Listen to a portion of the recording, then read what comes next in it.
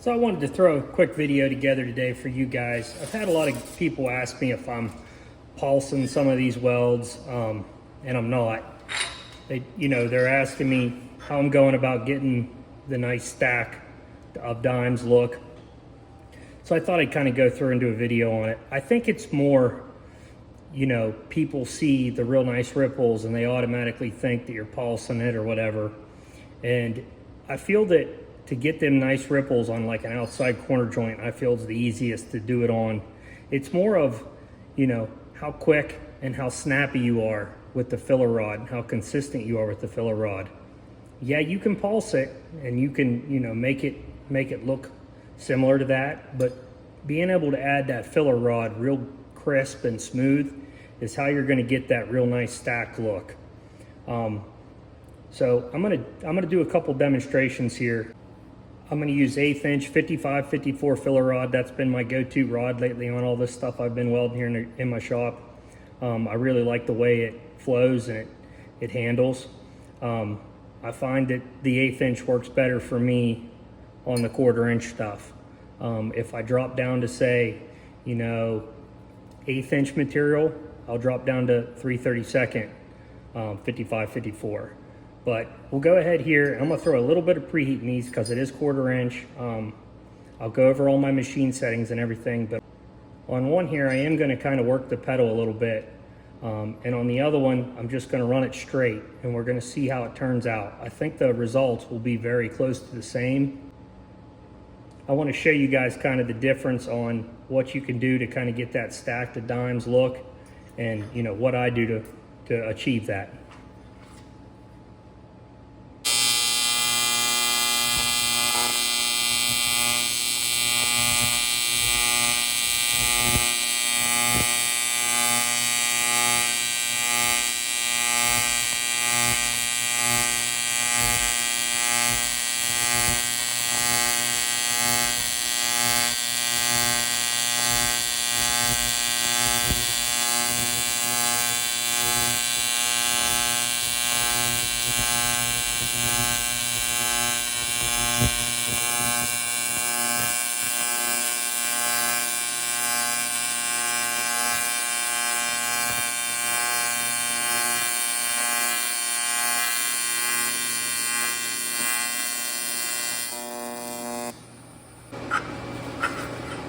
That one there don't look too bad. You can see how snappy that filler rod's got to go into it.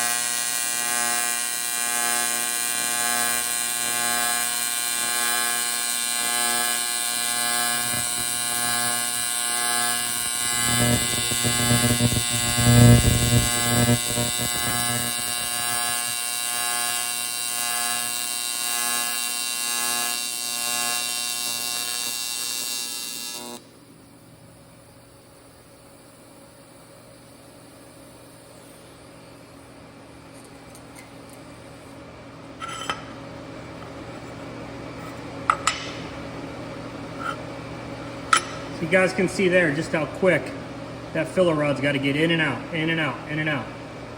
I know you'll hear people say, "Oh, you got to keep it in the shielding gas." It's not stainless. I mean, you don't need to keep it in the shielding gas. So we got those two done. I'll go ahead and I'm going to try to do a couple arc shots here. I'm not sure how it's going to work out with these small ones.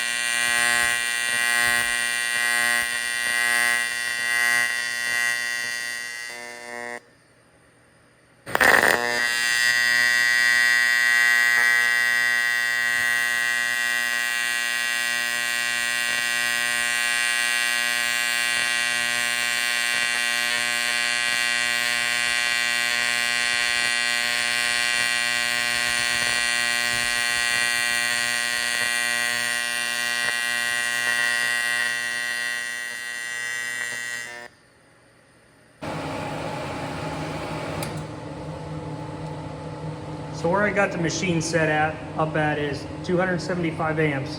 I wasn't running all that.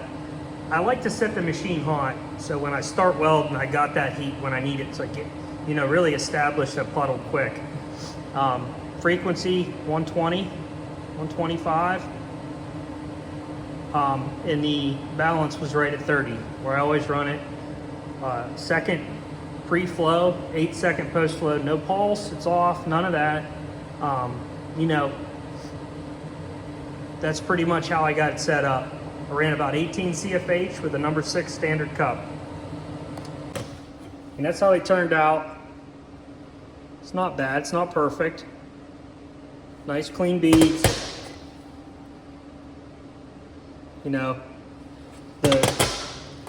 The trick is just getting that filler rod in and out as quick as you can. You start messing around there with the filler rod, it wants to ball up on you. It wants to start acting weird, and you'll start really fighting it. And, I've had a lot of people ask me, well, I have trouble with my filler rod. I can't get my filler rod into the puddle. And a lot of that could be, your torch angle. You're leaning your torch way back, which is a problem I have, because I'm so used to, walking the cup on pipe that I'm used to that steeper tungsten angle. But when I get on aluminum, I constantly want to lay that torch down, and I'm constantly having to tell myself, hey, get that torch up, 90 degrees, 80 degrees, wherever, that's going to be fine. But when you start really laying that tungsten back like that, that's when you start getting them real V-shaped, weld ripples, and you start fighting your filler rod, and you just start having a lot of issues with it, to where if you just get that, to where you're almost, I try to be about 90 degrees, you're always going to want to push a little bit, but right in there, and just come down through nice and consistent. You're going to have a lot less problems adding that filler rod. If you're not comfortable running the 1/8-inch filler rod, that's fine. Use 3/32. You're just on 1/4-inch material and up. It seems like if you run that smaller filler rod, you're going to have to push a lot more filler rod into the puddle. And when you do that, it seems like your weld ripples aren't near as consistent as they would be if you're just dabbing 1/8-inch into it. So that's kind of my advice on that. To each their own, but to me, I find that it's easier just to run the 1/8-inch. So that's pretty much all I got for you guys this weekend. I hope that kind of helps somebody. Like I said, a lot of people have asked me about filler rod and how I'm adding it, and why they're getting why the filler rod's balling up on them, and that's kind of my 2 cents on it. I mean, I'm no expert at it, but that's my opinion, and that's what I would try to do different. It's just, get that filler rod in and out as quick as you can, and don't mess around with it. But everybody like and subscribe, and have a great day.